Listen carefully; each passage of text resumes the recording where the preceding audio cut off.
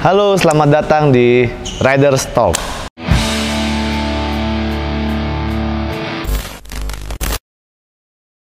Halo, nama saya Fikri Fajrin. Keseharian saya sekarang itu lebih ke ngelatih anak-anak ya. Lebih ke ngelatih anak-anak, sekaligus saya punya channel YouTube Fikri Fajrin, Badminton Channel. Saya itu sudah mempunyai istri, alhamdulillah. Sudah mempunyai anak juga, alhamdulillah. Anaknya sepasang loh, ya nggak? Yang pertama cewek, yang kedua cowok. Dan yang paling keren, saya udah ngonsepin anak saya kan nama inisial saya dan istri saya itu kan SAF gitu ya. Dan anak-anak saya dua-duanya inisialnya SAF juga. Jadi kalau punya kendaraan nanti pengennya yang plat nomornya SAF.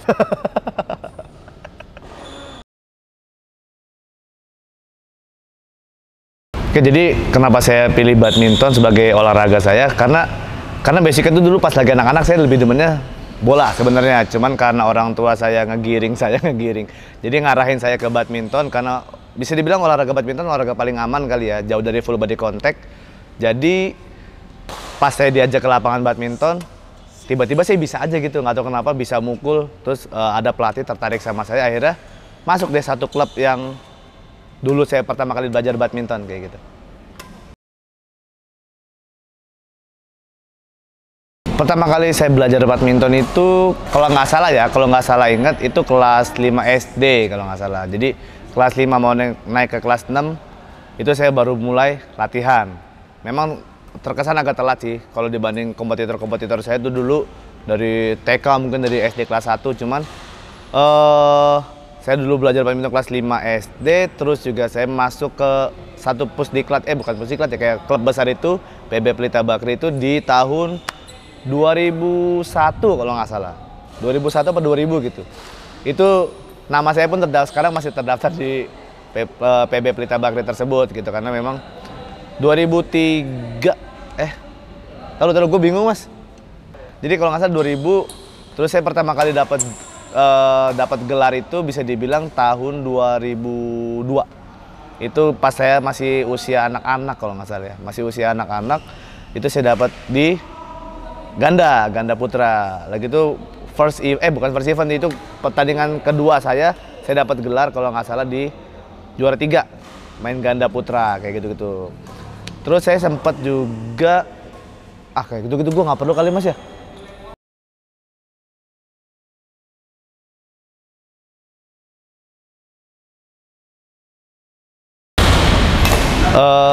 Ada kejadian sih sebenarnya, dulu itu ada satu case yang benar-benar bikin saya tuh terpaksa harus gantung raket.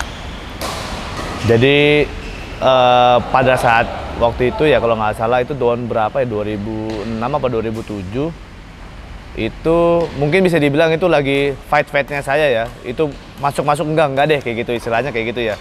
Jadi enggak deh kayak gitu. Saya ada panggilan buat tarkam. Jadi pagi latihan, sore latihan, malam tarkam, pagi latihan, sore latihan, malam tarkam, seminggu full. Duitnya lumayan. Habis itu kuning. Jadi saya kena, untungnya alhamdulillah waktu itu masih gejala hepatitis. Jadi masih hepatitis tingkat ringan. Jadi ulu hatinya nyesek banget. Tangan kuning, mata kuning, semua kulitnya jadi kuning semua. Jadi konsultasi ke dokter, itu saya nggak boleh capek lagi. Dan akhirnya saya vakum 2 bulan. Istirahat 2 bulan, jadi kayak apa ya, dirawat di rumah aja, karena nggak di rumah sakit, di rumah aja dirawat dengan medis dan tradisional obatnya. Itu 2 bulan saya istirahat, saya latihan lagi, udah jauh beda. Buat ngikutin programnya saya udah nggak bakal bisa, jadi akhirnya ya udah saya milih buat gantung raket kayak gitu. Nah sampai akhirnya saya di tahun 2012 saya lagi kuliah, dia telepon sama Om, Fik, mau ikutan nggak seleksi tuh salah satu perusahaan BUMN penerbangan gitu kan ya, disebut nggak mas? Nggak apa-apa. Salah satu perusahaan penerbangan, kita bisa bilang BUMN Garuda ya, Garuda Indonesia. Terima kasih Garuda Indonesia. Jadi waktu itu saya kebetulan Garuda pengen ada event internasional, oke, antar perusahaan airlines dunia.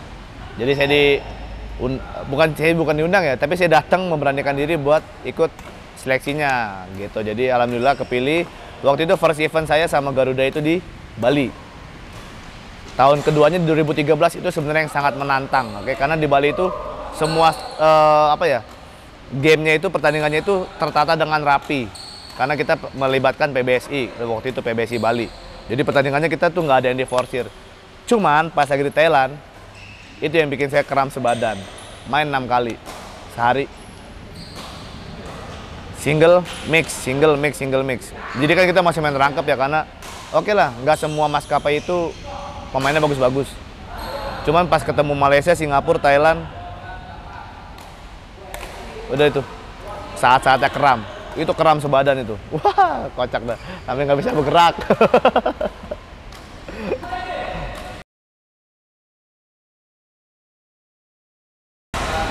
Kram sebadan itu pas lagi event di Thailand itu nggak bikin berhenti main. Yang bikin berhenti main itu, yang bikin benar-benar berhenti buat menggantungkan harapan, ya menggantungkan raket, itu pada saat saya kena gejala hepatitis itu, yang kuning sebadan. Itu udah benar-benar nggak boleh capek. Karena waktu itu saya ikutin program fisik lagi, pas 2 bulan vakum itu benar-benar goyang semua nggak bisa. Akhirnya, Mas, saya minta maaf, saya akhirnya berhenti. Saya udah tuh baru mulai paling main-main lapangan luar, tarkam, kayak gitu-gitu doang. Di situ baru jejak saya dimulai.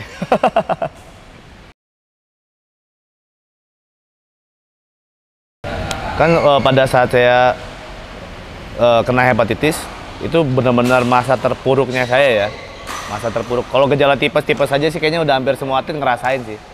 Cuma kalau hepatitis kayak gitu, kayaknya orang-orang blow on doang sih yang dipilih buat kena hepatitis ya. Orang-orang bodoh doang yang maksain diri gitu, yang nggak tahu efek ke depannya. Capek memang harus dibarengi sama istirahat, nggak perlu narkam lagi. Nah, saat saya down itu, kenapa saya tetap milih survive di badminton? Karena saya dari kecil olahraganya badminton, dan orang tua saya pun pernah berharap saya bisa juara di badminton di level yang resmi ya. Dan kenapa saya nggak coba wujudin impian orang tua saya itu tetap di badminton meskipun di jalur yang tidak resmi. Maksudnya tidak resmi itu di luar PBSI kayak gitu-gitu. Misalkan kayak kemarin saya yang di Bali yang antar maskapai, alhamdulillah bawa pulang perunggu, main mixnya. Terus di Thailand juga saya bawa pulang perunggu lagi, mixnya juga, main mix juga. Dan di Brunei itu kejutan sebenarnya. Mix saya kalah duluan, tapi saya single masuk dapat bawa pulang perunggu. Jadi mungkin itu sedikit mengobati rasa penasaran orang tua saya dulu kali ya. Masa anak gua nggak bisa juara nih, tapi saya bisa buktiin di level maskapai dunia.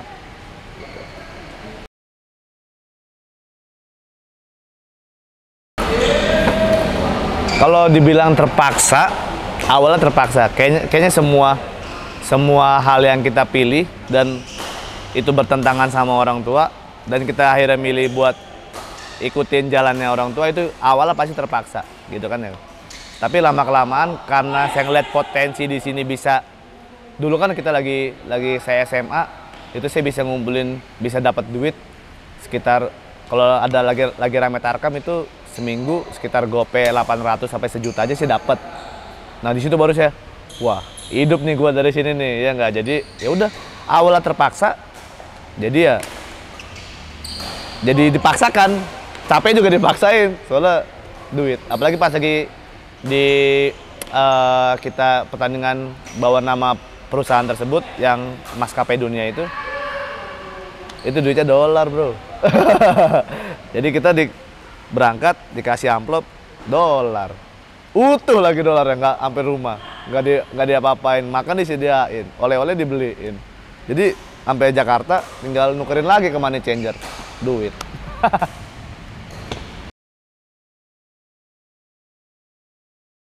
Kalau dibilang apa yang orang tua saranin jalannya buat saya dulu, itu sekarang jadi bisa menghidupi saya dan keluarga saya. Jadi itu benar-benar hal yang nggak bisa saya lupain sih. Kalau dulu saya milih sepak bola, atau mungkin dulu belum zamannya futsal sih. Kalau dulu saya milih sepak bola, saya nggak akan bisa menghidupi keluarga saya seperti sekarang. Tapi karena dulu saya nurut dan akhirnya saya jadi mau, di badminton, dikenali sama orang tua saya, akhirnya sekarang jadi mata pencarian saya. Alhamdulillah banget ini.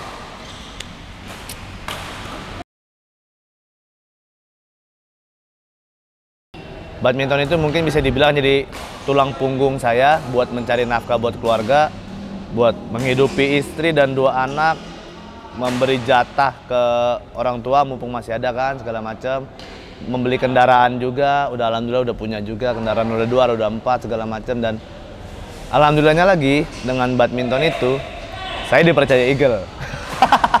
Jadi alhamdulillah kayak gitu. Jadi banyak relasi banget, banyak banget benefit yang saya dapat dari badminton. Dari sehatnya dapat, udah pasti sehatnya dapat.